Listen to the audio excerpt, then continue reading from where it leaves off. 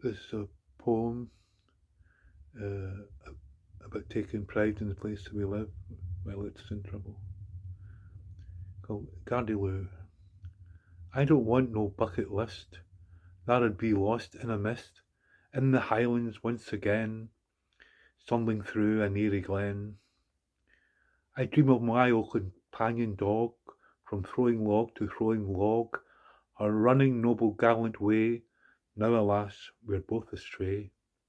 I dream of friends that I hold dear, of laughs and tears and endless beer, tender moments that clicked with joy, like a child with its first toy. I dream of you in your shawl, elegant and standing tall, smiling at a pleasant tease, and such like this makes life a breeze. But it not for ancient woes, our land unfree and troubles grows, we shall peer out of this mist, 'cause Scotland has no bucket list.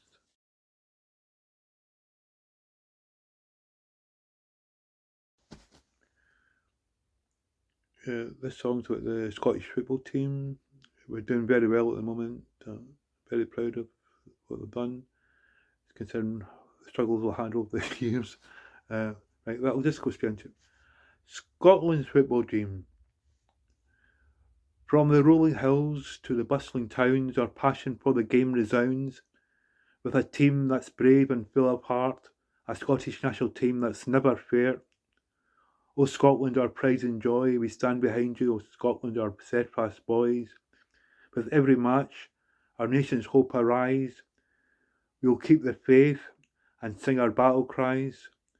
From Archie Gemmell's wonder goal to McFadden's strike that saved our soul, we've had our share in triumphs and tears, but we'll always cheer through the highs and fears. O Scotland, our pride and joy, we stand behind you. O Scotland, our steadfast boys. With each match, our nation's hopes arise. We'll keep the faith and sing our battle cries. From Steve Clarke's shrewd command, we have come to understand the fighting spirit of our team in winning Scotland's football dream.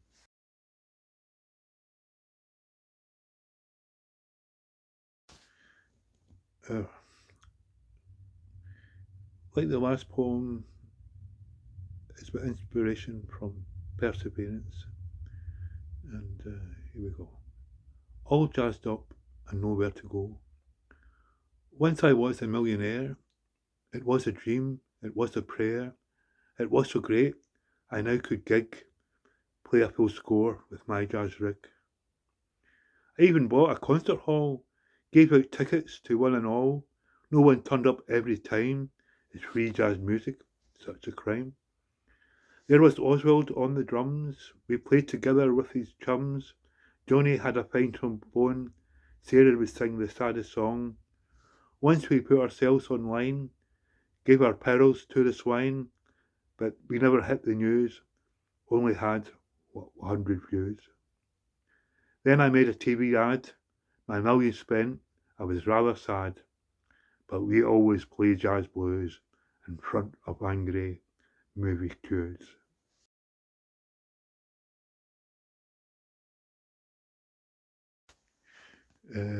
This next poem is a bit of a rant by a drunken Celtic giant. So I'll just get right into it. It's called My Smallest Boast. I'm Celtic and shameless, as though I was the very hound of Cuchulainn, as though I dug the grave that saw the bones of Finn McCool. And I'll tell you what, I better be thinking of you yon older times when I drank 2 lakes of wine. You say, only 2 lakes? I ate every goat and tiny mouse between John O'Groats and Kildare Islands in just one Sunday, and now I stand here filling gape mouths and with tales of great adventures, making muse and great delight of detail small but bountiful. I'll tell you this, your heathen Shylock ways are gone forever. Your dismal salt of the earth will taste like sugar. You've no chance at all. So away with your nuclear bombs, your imprecise missiles. No force on earth is worth na spit.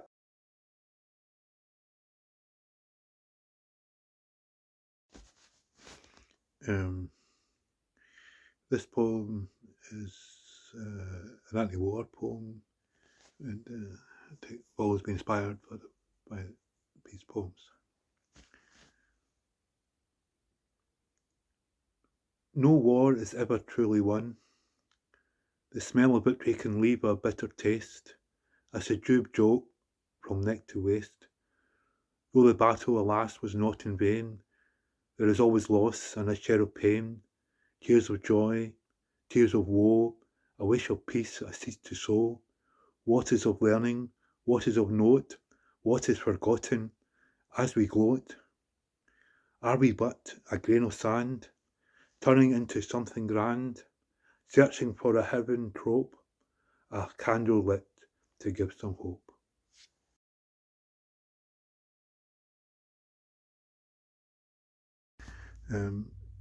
This is another anti-war poem. Shells. Once I heard the stormy sea, is a shell a place to be? What is love? What can it be if all we have is misery? Guns and shelling in some place, our species being the human race. How I long for a summer's beach, with your hand in easy reach, resting from our walking rhythm, time out from the hellish schism, painting a soothing pebble stone, licking out an ice cream cone, foraging at a picnic pace, finding shells for a necklace, wishing a world of extended joy, never ending to deploy. Simple love, simple peace, it is great that we can share such ease.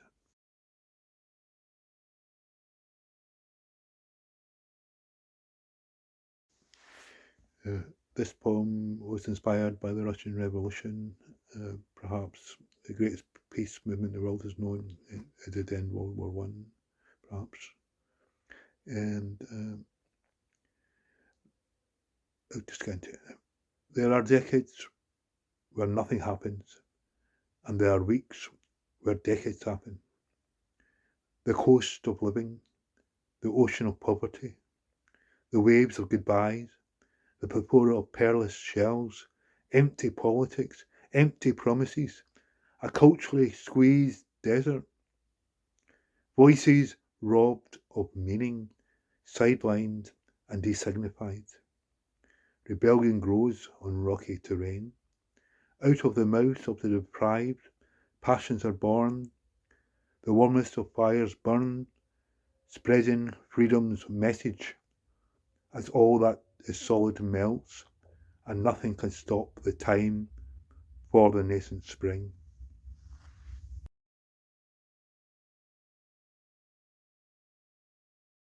Two poems, my modest and my latest one in this collection. So I'll just get to it in, I think. Glimmers of Hope. Evading city fatigue, the all-pervading hustle, to the air and the sea and the greenery. That is a dream which rises above the clouds, those dull grey rainmakers of nightful day. To gather thoughts anew, so fresh, to blether with a gentle soulmate, to laugh like Olympian gods in unison at the bizarre foibles of men in ruin. This is breathing with each sadness, this is teasing out the hours, catching nettles as they pass, this is sitting on the sea bank, toying with a blade of grass. Second verse. Stoating in the city as a habit of clientele, listening to the inner angst of spectacular natives, the vital statistics of a national nightmare, honing in on the groundswell of discontent, catching snatches of barking broken hearts, irate tirades over last night's evening's viewing, the diaspora of outcast and vagabond assertion, taking the high ground in an empty dispute, placing inner bets on the outcome of a non-event. This is the beautiful voice of suicidal despair, running away from its sordid conclusion, dancing, forever wanting, but dancing. Verse 3. It is worth a passing mention, the political situation, vertical structures of power and wealth. If there's something more absurd, it is a complete claim that this is human nature.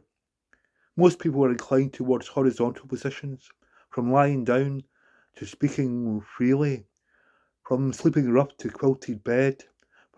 For every corpse and lover's rest, equality, in a real way, is human nature's only test.